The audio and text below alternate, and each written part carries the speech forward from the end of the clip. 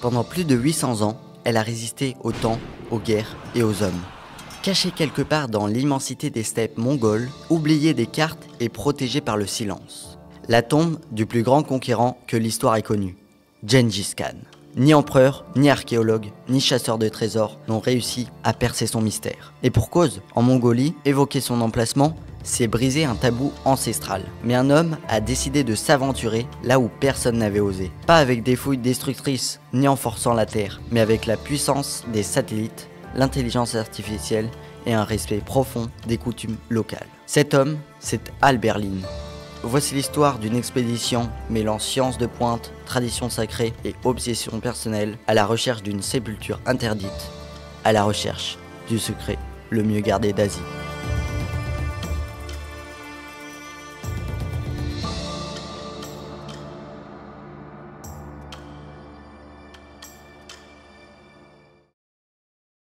Avant de commencer cette vidéo, j'aimerais dire un truc. Alors, j'ai 43 000 vues sur la chaîne, 275 abonnés. Il serait judicieux de s'abonner parce que, à un moment, si je dois faire 1000 abonnés, ok, c'est très bien, je fais 1000 vues par là, 1000 vues par-ci, ça sert à quoi là? Donc, s'il vous plaît, abonnez-vous parce que sinon là... Allez, on continue la vidéo. Son nom de naissance était Temujin, un enfant du vent et de la steppe. Orphelin très jeune, réduit en esclavage par des clans ennemis. Après avoir été capturé, il a été maltraité et abandonné dans la steppe, sans espoir de survie, très proche de la mort. C'était un destin cruel. Mais il s'est relevé encore et encore. Malgré ces épreuves extrêmes, il a survécu, s'est libéré, puis a constamment lutté pour reconstruire sa vie, et se venger de ceux qui l'avaient trahi. Jusqu'à unir les tribus mongoles sous une seule bannière, la sienne. Il deviendra Gengis Khan, le seigneur des cieux. En seulement 25 ans, il forge un empire plus vaste que ceux d'Alexandre le Grand, Jules César et Napoléon réunis. De l'océan Pacifique aux portes de l'Europe, aucun empire terrestre ne l'égale. Mais en 1227, Gengis Khan meurt, et c'est là que le mystère commence. Sa dépouille disparaît littéralement. La légende raconte que pour préserver les secrets de sa tombe, ses soldats auraient massacré tous les invités de son enterrement. Et après cela, se seraient donnés à la mort eux-mêmes. Depuis ce jour, un seul fait subsiste. La sépulture de Gengis Khan est quelque part, cachée dans l'immensité sauvage de la Mongolie. Mais en 2010, un homme s'intéresse particulièrement à ce cas. Albert Lin. Il n'est pas un explorateur comme les autres. Il n'a ni boussole en bois, ni carte jaunie par le temps. À vrai dire, il marche même avec une jambe en moins. Après un grave accident, il perd une jambe. Cet événement tragique est survenu en 2008. Lors d'une expédition, il a été victime d'un grave accident de voiture. Cet accident a entraîné la perte de sa jambe droite, qu'il a dû se faire amputer à la suite de blessures trop graves pour être réparées. Mais au lieu d'abandonner ses rêves, il s'équipe d'une prothèse bionique. Chercheur à l'université de Californie, il mêle science, humanité et soif de vérité. Ce qui le fascine, les frontières invisibles entre mythe et histoire. En 2010, il se lance à défi presque impossible. Retrouver la tombe perdue de Gengis Khan. Mais pas question de creuser au hasard, de profaner une terre sacrée. Son objectif est clair, découvrir sans détruire, explorer sans retourner un seul grain de terre. Une quête scientifique, spirituelle et profondément humaine.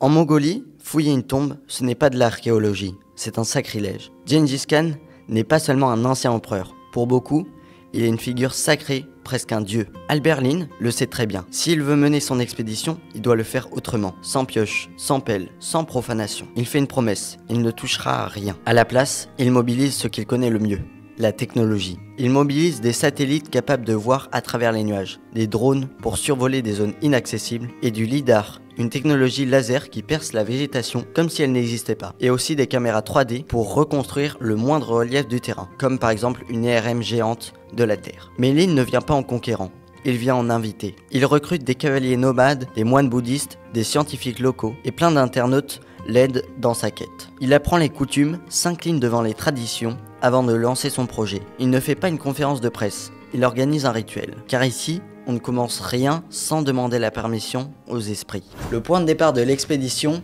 la province de Khenti, une région reculée battue par les vents, avec des forêts denses et des montagnes sacrées. C'est ici que Temujin est né. Et selon les textes anciens, c'est aussi ici qu'il serait mort. Khenti est surnommée la terre intouchable, un lieu que même les Mongols évitent parfois par respect ou par crainte. C'est là que Lin concentre ses recherches. Une zone immense, 10 000 km² à explorer, l'équivalent de toute l'île de France. Grâce à ces outils, il commence à voir ce que l'œil humain ne peut percevoir. Des motifs géométriques cachés sous la végétation, des monticules qui semblent artificiels, des cercles parfaits, des alignements inhabituels, des anomalies. Mais que sont-elles? Un ancien fort militaire? Des tumulus oubliés? Un simple jeu de la nature?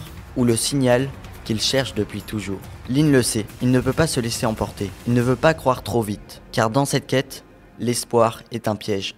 Et l'histoire, parfois, aime brouiller les pistes.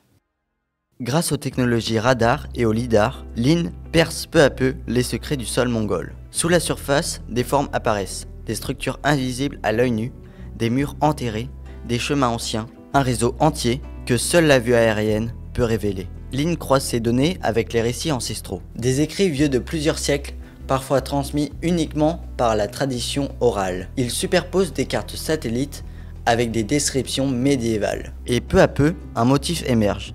Une organisation funéraire, une nécropole, un espace sacré construit pour honorer les morts, peut-être même les plus puissants d'entre eux. Et alors, un nom résonne, la vallée des Khans, mentionné dans certains textes mongols comme le lieu de repos des plus grands chefs. Serait-ce là le berceau d'un secret millénaire? Les indices se multiplient, les coïncidences deviennent troublantes, mais Lin le sait, ce ne sont encore que des signes, tandis que la vérité, elle, reste enfouie sous des siècles de légendes et de silence. Après des mois de recherche, d'analyse et de recoupement, un espoir surgit, une anomalie profonde, parfaitement circulaire, isolée au cœur d'une zone que les anciens considèrent comme sacrée. Un lieu où même les nomades n'osent pas poser le pied. Est-ce la tombe ou une coïncidence de plus? Le doute est immense, mais la tentation aussi. Albert Lin est face à un choix. Scanner plus en profondeur, pousser la technologie à son maximum, ou s'arrêter. Les données promettent, mais les traditions, elles, s'opposent. Les anciens du village disent non, les chamans refusent. Ils disent que le sol est vivant. Toucher à ce lieu, même avec un simple rayon, serait un affront aux esprits. Et Lin, malgré la pression, malgré la soif de découverte, écoute. Il fait ce que peu d'explorateurs avant lui auraient fait. Il met fin à l'expédition. Non par échec, mais par respect. Car certains mystères ne doivent pas être brisés, seulement approchés en silence. On a trouvé cette grande structure enterrée qui ressemble à un temple et on a récolté des débris sur ce qui pourrait bien être la montagne sacrée. Du point de vue géographique, elle cadre avec les textes que nous avons trouvés. Et elle se trouve au centre de la zone interdite.